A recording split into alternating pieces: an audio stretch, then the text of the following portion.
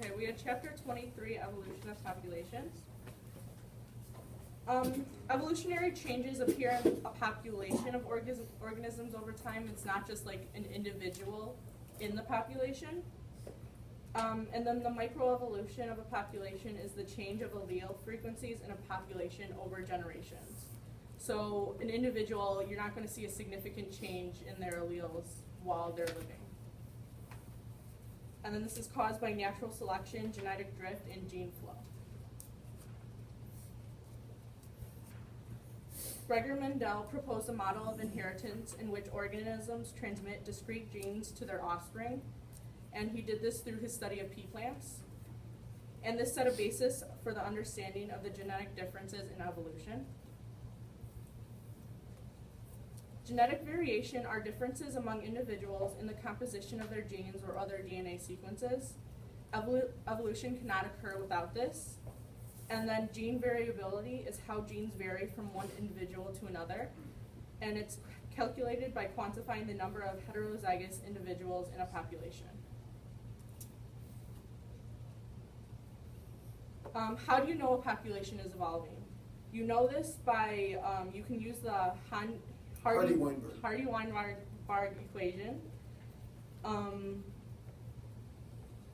And just because there's genetic variation within a population, that doesn't mean that the population is always evolving. That's when you need to use the equation. Can you explain the equation? Yeah, next slide. Oh yeah, the equation is p squared plus 2pq plus q squared equals 1. So what does all that mean? Yeah, okay, so p squared is the homozygous dominant traits, and then q squared is the homozygous recessive traits. So what is 2pq then? That would be the heterozygous. Okay. And then So- we'll do practice problems like with that with it. All right, so could you kind of just elaborate a little bit more on why that equation's there? So what? All right, so Yeah, you're saying the p squared is all the homozygous dominant, q squared is the homozygous recessive, 2pq is heterozygous. So what does that mean? It means, okay, so say like you want to try to find the percentage of like homozygous traits in a population. So say there's like 1,000, I don't know, like elephants in a population, and you want to figure out how many of them have the homozygous gene, you would use the equation to find it out, right? Okay, and I take it you're gonna run through how we do that, right? Yeah. Okay. Later on. Okay, so a gene pool characterizes a population's genetic makeup. It consists of every type of allele, so in all members of population, so it's like all the characteristics and traits in a population mixed together. And if one allele is present for a particular locus or like gene in a population, the gene is, or the allele is fixed.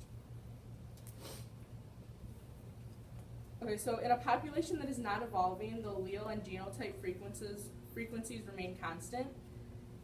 And no matter, so like that means no matter how many times a population reproduces with each other, allele and genotype frequencies remain the same. And then can I show this video to explain Yeah, the of course. equation? Do I have to pull it up on your computer? That I don't know.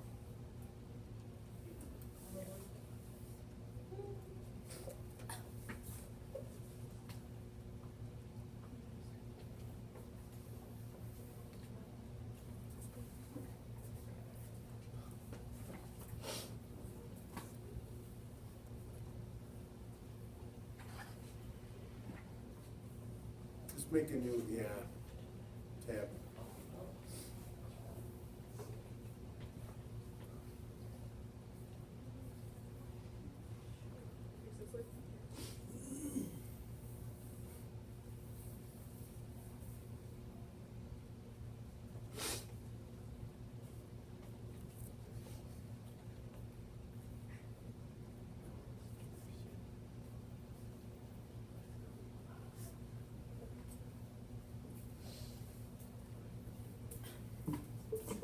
Make it full screen, would you? Mm-hmm. Not no screen. Minute video. I'm not gonna play the entire one. Hi, it's Mr. Anderson, and in this podcast, I'm going to hopefully show you how to solve Hardy-Weinberg problem. It's Hardy-Weinberg. They came up with this wonderful idea of Hardy-Weinberg equilibrium. It's used by geneticists and evolutionary biologists, but little did they know they would plague biology students forever trying to solve this problem. And so this would be a typical Hardy-Weinberg problem. We've got 16% of the population unable to taste a chemical, and they're asking a number of questions like that. Zygous, what's the allele frequency? And I have students who struggle with this. Basically, all these terms are kind of swimming around in their head, and they have no idea what or where they even start.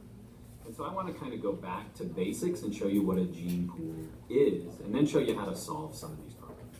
And so let's start with a sample population. Let's make this population really, really small. Let's say we have 10 people. So we've got 10 people here, and half of them have red hair. And so to have red hair, you have to have 2 red alleles. So this would be a person with red hair, red hair, red hair, red hair, red hair. So half of the people have red hair, and half of the people don't. And so this would be somebody who maybe has black hair, or this could be somebody who has blonde hair, or it doesn't matter, but they don't have red hair. And since it is a recessive, you have to have 2 copies of it. Okay, so this would be the population, and this would be their phenotypes, physically what they look like. But if I take all those genes in a population and scramble them up and put them in a pool, then it becomes a gene pool. Now they're not associated with one individual anymore. And so basically, this is a gene pool. And so there are 2 values that I want to throw out. The first one is P, and the second one is Q. P is going to be the allele frequency of the dominant trait. Okay, so what's the dominant trait? That's going to be this non-red. And so I'm going to say 1, 2, 3, 4, 5, 6. There's 6 of them. And there are 20 total alleles here. There are 20 total genes. And so our P value would be 0.3. And so now how do we figure out the Q value? Well, the Q value, I could count up all the red ones. It's going to be 14. And then I divide that by 20, and it's going to be 0.7. Another quick way to do that is if you figure out that this is 0.3, P plus Q will always equal 1. And so I could have just taken 1 minus 0.3, and that would have given me my Q value. And so what does this mean? Well, in a gene pool, this means that 30% or 0.3, be cautious of percents because they can get you in trouble when you're solving a problem.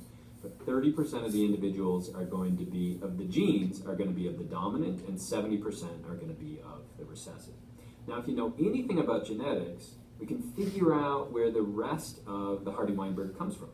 So what are the odds if I were to just grab one of these, if I were to just randomly grab one of these genes out of the gene pool, what is the odds that that is going to be recessive? In other words, what are the odds that it's going to be red? Well, the odds would be 7 out of 10. What are the odds if I pull 2 of them out that they're going to be red? Well, knowing anything about the law of multiplication, that's going to be 7 out of 10 times 7 out of 10. And so that's going to be 49 out of 10, or that's going to be 0.49. So grabbing 2 of the reds, it's going to be 0.49. Let's do that again with the blues. What are the odds of me pulling a blue out and then another blue out? It's going to be 3 out of 10 times 3 out of 10. And that's going to be 9 out of 100, and that's going to be 0.09. Okay, so for me to get 2 of the recessive, it was 0.49. For me to get 2 of the dominant, it's going to be 0.09. So what are the odds of me pulling out a blue and then a red? Well, to do that, it would be a 7 out of 10 of the red times a 3 out of 10 of the blue. So that's going to be 21 out of 10 out of 100. But I don't have to necessarily pull out a red on the first time and then a blue on the second. I also could do it by getting a blue on the first time, 3 out of 10, times 7 out of 10. And so that would be a 21 out of 10 out of 100. And so I have to add these 2 because I could get a red and a blue one in 2 ways. And so when we look at the equation for Hardy-Weinberg equilibrium, let's go to that. Where do we get this p squared, 2pq, q squared? P squared is basically taking the allele frequency of the dominant. When we were solving this problem, that was 0.3, and then we simply square it. And that's going to tell me how many individuals are homozygous dominant. In other words, they have one of each of the genes. What are the odds of me doing this one? In this case, our recessive value is 0.7 squared, so that's going to be 0.49. That's a homozygous recessive individuals. And then the heterozygous individuals are going to be 2 times p times q, because you could get it either red-blue or blue-red, so either of those. And so this is where this term comes from. And so basically, even though I may have lost you at this point, the big thing to remember is that if they talk about the allele frequency, then they're talking about the p-value and the q-value. If they're talking about individual people or individual organisms or individual phenotypes, then they're talking about p squared, 2pq, and q squared. Because it's vital when you're trying to tackle one of these problems that you know what you're given on day one or on the first step. And so let's try this problem again. So what does it say? Do you guys want to try Says, this let's break problem, or down do you want to try a problem on your 16% of a population is unable to taste this chemical. These non-tasters are recessive for the tasting gene. Finish the So video? if you think you know how to do this, you may want to pause the video, try to work it out, and then I'll show you how I would work it. Pause video.